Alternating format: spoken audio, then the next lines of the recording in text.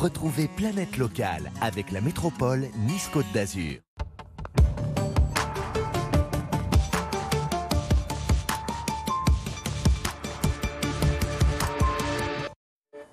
Dans Planète Locale, cette semaine, on vous parle d'un refuge à Nice qui s'efforce de recueillir des chevaux dont plus personne ne veut.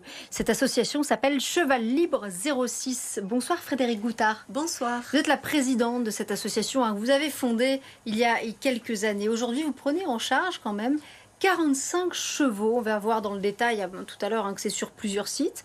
Mais tout de même, ça paraît considérable. Ça fait combien d'années que vous êtes lancée là-dedans? Depuis l'année 2016. Comment ça a commencé cette histoire? Eh bien, ça a commencé, comme je connais un petit peu le monde des courses sur l'hippodrome, j'ai récupéré des chevaux de course réformés, puisque je les aime beaucoup, des jeunes chevaux. Alors c'est quoi un cheval réformé? C'est un cheval, un galopeur par exemple, qui s'est blessé à l'entraînement ou sur une première course et qui n'a plus d'avenir. Donc il a 2, 3, 4 ans, début de sa vie. Et alors pourquoi vous dites je vais prendre en charge comme ça des chevaux? Vous étiez déjà passionné par oui, mon père l'équitation, Oui, enfin l'équitation non. Je suis passionnée par les chevaux tout simplement. Donc d'ailleurs je monte très peu à cheval, maintenant plus jamais puisque je n'ai plus le temps.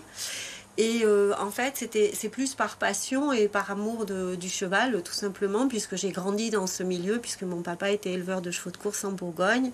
Et j'ai toujours, depuis toute petite, connu ces chevaux-là.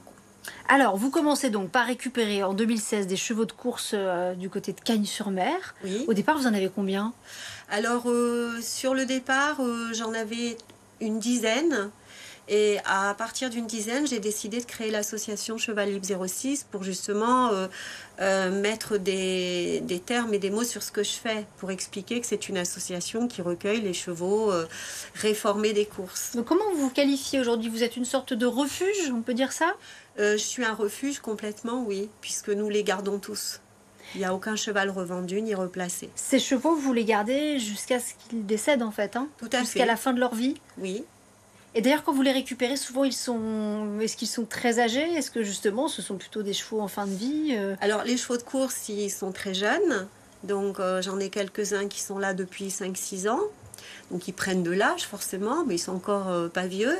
Et puis, je récupère aussi des chevaux très âgés, puisque c'est la nouvelle tendance, de gens qui sont eux-mêmes âgés et qui ne peuvent plus s'en occuper, ou de gens qui décèdent, ou de gens qui ont des problèmes financiers qui sont réels.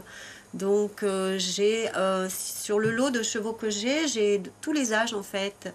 J'ai du plus vieux cheval complètement aveugle au plus jeune cheval. Oui, parce qu'il faut le dire, un cheval ça vit combien de temps? Ça vit longtemps, hein? Ça peut vivre jusqu'à 35-40 ans. Bon, pour les pur sang c'est moins longtemps, mais pour un cheval classique ça peut vivre 40 ans, un petit Camargue. Ça veut dire quoi? Qu'il y a des personnes qui prennent des chevaux sans forcément réfléchir suffisamment, sans se rendre compte du fait que qu'il va vivre plusieurs décennies?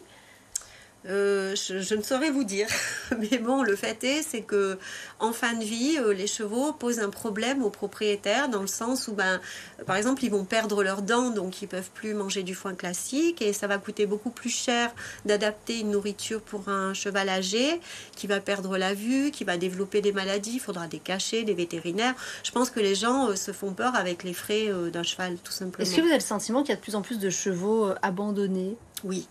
Est-ce que vous pensez que c'est à cause des coûts, justement? Oui. C'est souvent ça la motivation, c'est on n'arrive plus à le nourrir, on n'arrive plus à le soigner? Ah oui, c'est ce que j'entends quand on m'appelle. Mis à part le cas des personnes très âgées qui ont pris leurs chevaux 30 ans de vie et puis qui sont âgés, ce que j'entends souvent, c'est des gens jeunes qui m'appellent et qui me disent oui, ils sont plus à la portée de nourrir un vieux cheval, ou même du temps qu'il faut pour s'en occuper. Il faut énormément de temps pour s'occuper d'un vieux cheval. Alors vous-même, comment vous faites au sein de l'association pour subvenir aux besoins comme ça de 45 bêtes? Je rampe matin, midi et soir dans les prés, je travaille énormément et j'oublie mes horaires. Et puis au niveau des subventions, nous en avons une fois dans l'année depuis seulement 2 ans et elles sont ridicules.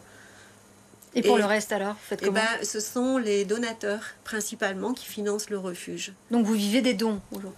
Le refuge vit des dons. Moi, je vis de mon travail personnel. Et je fais vivre aussi le refuge avec mon travail. On vous avait rencontré il y a quelques mois déjà chez vous. Oui. Vous veniez, c'était en juillet dernier, Oui, vous veniez de recueillir 2 chevaux, 3. 3 chevaux, pardon, dans un piteux état d'ailleurs. C'était vraiment une bonne illustration, j'imagine, des cas Oui. que vous rencontrez. Oui, c'est un des pires cas, je dirais. Ce sont 3 chevaux qui vivaient à Ascros, sur la commune d'Ascros, qui vivaient attachés, sans nourriture, vraiment attachés en permanence.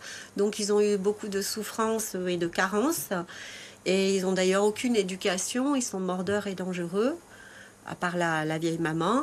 Donc ces chevaux-là m'ont été ramenés par la direction départementale. Ils ont été saisis pour maltraitance. Et justement, vous prenez tous les chevaux, quelle que soit leur situation. Voilà, un cheval qui mord, par exemple, qui peut représenter un danger. Ben là, en fait, je ne savais pas qui mordait. Je l'ai su après.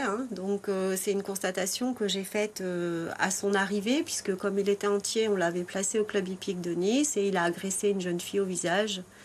Donc, on a vu qu'on avait affaire à un cheval qui n'avait pas d'éducation. Et bon, un entier, c'est sauvage. Puis lui, il avait vraiment aucune maîtrise, si vous voulez. Un cheval attaché en permanence et qui voit jamais trop d'humains ou dont on s'occupe pas, qui n'a pas d'éducation, il peut être que dangereux.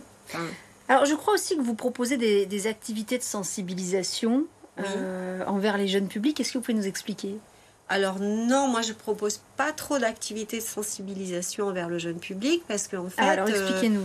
J'ai pas la structure que je voudrais pour cela.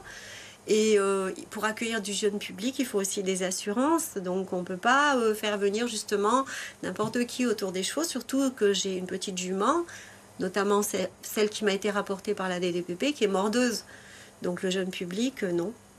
Est-ce que c'est des actions que vous aimeriez mener ? Est-ce que vous pensez qu'il faut sensibiliser aussi les plus jeunes à ces questions-là et à l'engagement que représente aussi le fait de prendre un animal comme celui-là ?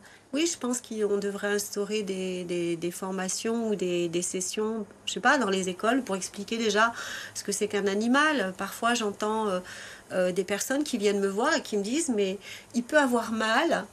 Et là, je souris, je me dis, mais attendez, il est de chair et de sang, bien sûr qu'il peut avoir mal. Je pense que l'animal, il est relégué, encore trop relégué, peut-être mis à part le chien, le chat, et encore qu'il y a des cas de maltraitance, à quelque chose comme un objet qu'on utiliserait et qui n'a pas de sensation. C'est grave.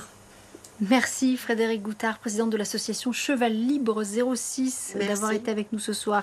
Et quant à moi, demain, je vous donne rendez-vous pour Azur Business. On parlera tout autre chose, de la crise du BTP. On recevra le président de la Fédération du BTP des Alpes-Maritimes, Patrick Moulard.